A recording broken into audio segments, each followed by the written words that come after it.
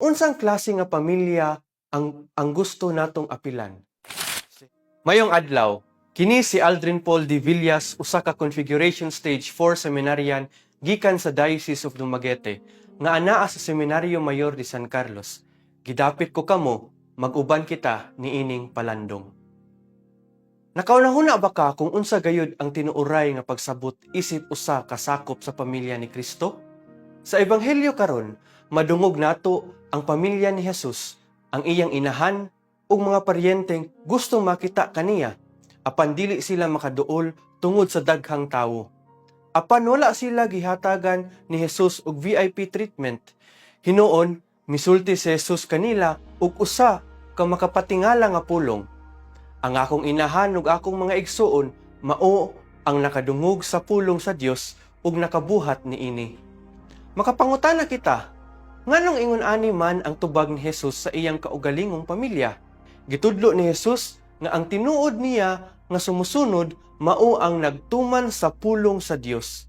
Mas lawom pa kini kaysa kalibutanhong pamilya.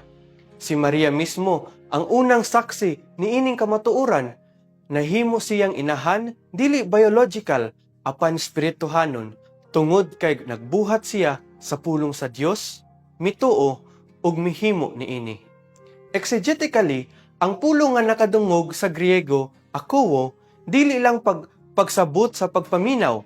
Nagpasabot kini sa pagdawat sa pulong pinaagi sa kasing-kasing, pagsulod sa pulong ngadto sa kalag, ug ang pagbuhat niini nagpasabot sa konkretong pagtuman sa mga adlaw-adlaw natong desisyon sa kinabuhi nga gihulma pinaagi sa atong pagtuo.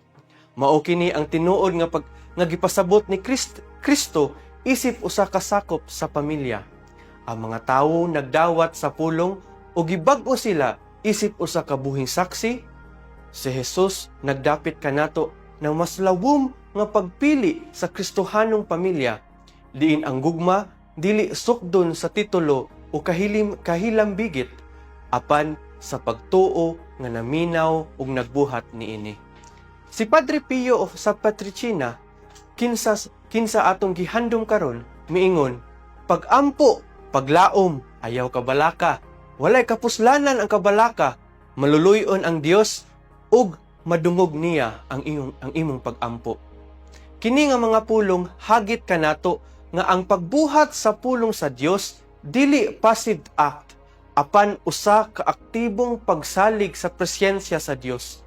Sa atong pagpasulod sa Ebanghelyo sa atong kasing-kasing karon, gidapit kita sa pagpuyo nga tinuod nga mga anak sa Dios, pinaagi sa pagdungog ug pagbuhat sa iyang pulong. Kung seryosohon kini nato, sa dihang mutan-aw ang mga tawo kanato, makasulti usab sila, anaa atong igsuon, anaa ang sakop sa pamilya ni Jesus. Amen.